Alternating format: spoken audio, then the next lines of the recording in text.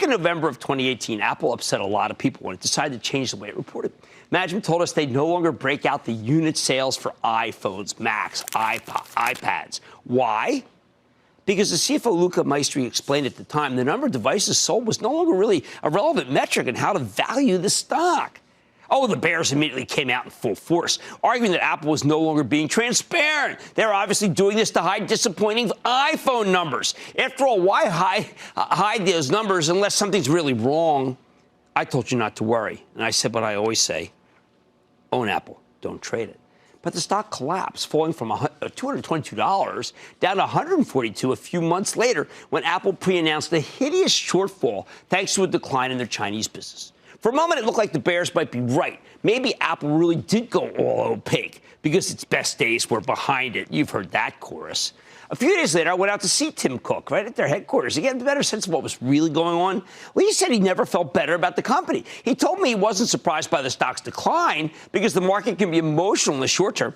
But he reassured me that the pipeline has, quote, never been better, and the ecosystem has, quote, never been stronger. While it was too soon to reveal what Apple was working on next, he doesn't like to do that, Tim made it clear that I'd be dazzled. So would you. Then the iPhone 11 came out, and that's exactly what happened. Most Wall Street types assumed that this new phone would be nothing special. Number 11? I mean, come on. Yet it turned out to be Apple's biggest blockbuster yet. Why? As Tim Cook told me and Josh Lipton last night, the product is incredible. People love the battery life. They love the camera. Okay, look, I'll be a proud moment for a second. Look at this portrait of my wife, Lisa. Hashtag, of course, on iPhone 11.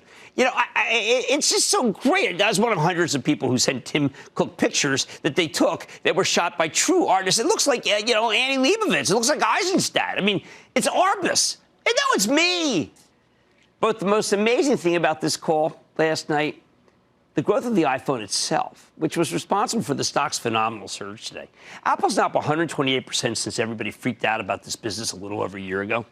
Turns out Apple wasn't trying to be opaque at all when they changed the way they reported. The new pricing plan, starting at $35 a month for 24 months, they've made unit sales kind of a worthless metric, like Apple said it would be. Apple has nothing to hide. The phones are selling like crazy. Same goes for the supply-constrained AirPod Pro and the Watch. In fact, the only line item that disappointed some people was the actual service revenue stream that everyone's so excited about, up 16%. We wanted 17%. Long story short, the people who bet that one of the most transparent companies on earth was trying to mislead us have missed out on a stunning move. They couldn't have been more wrong. I hope you listened to me when I told you to stick with it. Don't miss a second of Mad Money. Follow @Jim Cramer on Twitter.